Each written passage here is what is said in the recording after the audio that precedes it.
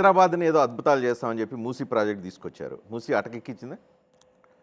Sir మూసీని భూతంలో పెట్టి చూపే ప్రయత్నం చేస్తారు. మూసీ నేను సియోల్ పోయొచ్చినాం, లేదా గుజరాత్ అహ్మద్నగర్ పోయొచ్చినాం. ఈ విధంగా అనేకమైనటువంటి దేశాల్లో రాష్ట్రాల్లో ఇటువంటి సిటీల్లో మధ్యలో పోయేటువంటి ఉన్నాయి.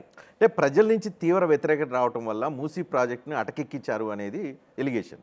మూసీ దాని మీద దుష్ప్రచారం ఎక్కువ జరిగిందని చెప్తున్నారు. మూసీ అటకెక్కలేదు.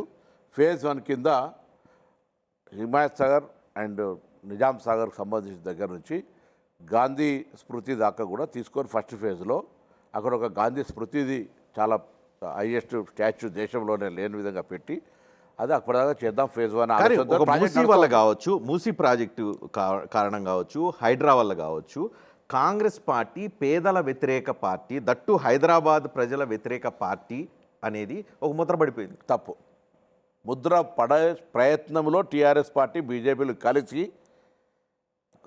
వాళ్ళు సోషల్ మీడియా వేదికన వాళ్ళ రాజకీయ ఎజెండాగా మార్చుకుంటారు.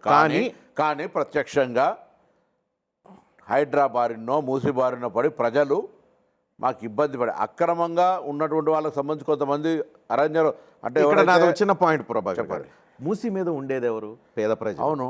చెరువు గట్ల మీద ఉండేది ఎవరు? పేద ప్రజలు. అంటే వాళ్ళ మీరు పేద ప్రజల ఇళ్లను తీసేస్తున్నారు. మీరు అప్పుడు పేద ప్రజల వ్యతిరేక ప్రభుత్వం అనుకోవాలా, ఏ ప్రభుత్వం అనుకోవాలా? It's wrong argument, wrong propaganda. నేనేమంటున్నా, మూసీలో మొన్న ఉదాహరణ నీళ్ళు వచ్చినాయి, మునిగిపోయి రిహాబిలిటేట్ అయ్యారు. నేనేమంటున్నా, వాళ్ళ permanent structure, infrastructure, permanent residence including ఉపాధి అవకాశాలతో నేను ఇవ్వడానికి సిద్ధంగా. ఎన్ని వద్దు బాబు, మేము ఇక్కడే ఉంటామని చెప్పి వాళ్ళు నెత్తి నోరు బాదుకుంటున్నారు. ఎందుకంటే ఈ ప్రాంతంతో మమేకం అయిపోయాం.